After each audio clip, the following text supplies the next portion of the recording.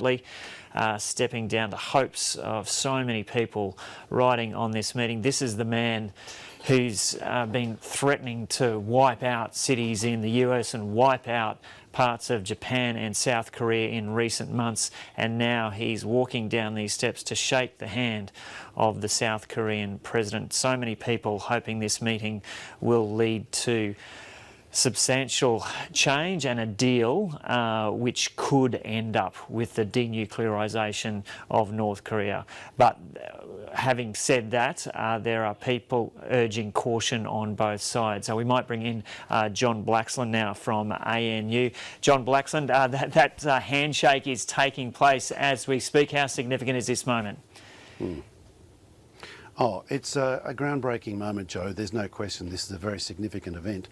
The hopes are high across the world that this will be the precursor of a truly momentous change that will see the armistice, that long-standing twilight zone between war and peace, finally reach a resolution.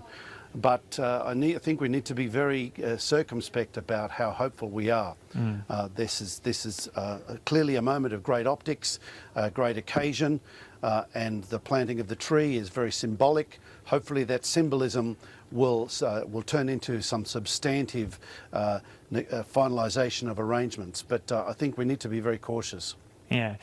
In the last couple of weeks, we heard Kim Jong Un announce that he was suspending or bringing an end to the nuclear and ballistic missile tests. How significant was that in terms of getting to this point, and is there a bit of scepticism about that? Well, look, Joe, I have to say it's more smoke and mirrors than anything else. Really, that was about positioning, that was about applying pressure on the South and on the United States to come up with a counter proposal that was going to be a reciprocation, if you like, of what appeared on the surface to be a generous gesture. But really, let's not forget that the nuclear testing facilities are in a serious state of disrepair. So there's no prospect of those really being useful anytime soon. And of course, the idea of halting testing, well, of course you're going to halt testing in the lead up to the summit unless you particularly want to sabotage the summit. So the idea of this being some wonderful breakthrough, I mean, let's hope it is, but let's be sanguine about how realistic those prospects are. This is a very cunning political operator. He has been very astute. He's been calling almost all the shots along the way. He's the one who called for this summit. He's the one who raised the stakes with the nuclear testing. He's the one who rapidly accelerated the ballistic missile testing regime. He's the one who's been engaging with China. A lot of it's on his terms, and the question is now, well, what other terms does he have up his sleeve? What other tricks are there for him to play? This is, after all, the man who is quite happy to see his half-brother assassinated. This is the man who's ruled over an extraordinarily repressive regime. So I am with you, Joe, that we want to be hopeful, and let's hope that this is a key moment. Now, Moon Jae-in, he's a sensible, very practical leader of the South. He also has great aspirations for reconciliation and for bridge building, if you like. But he must be aware of the risks here.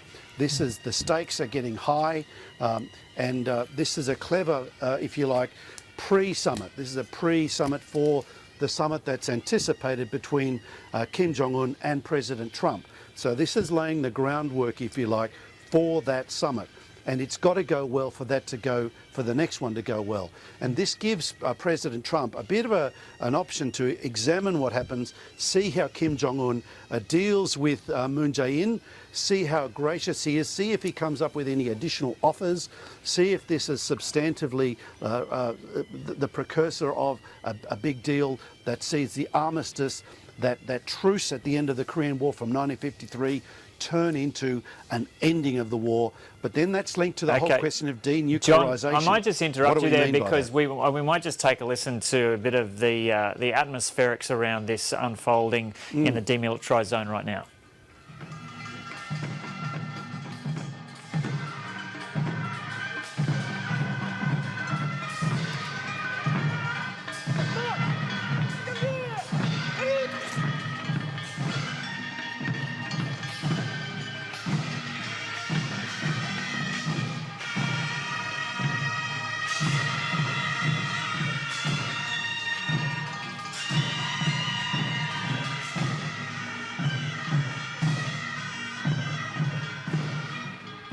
And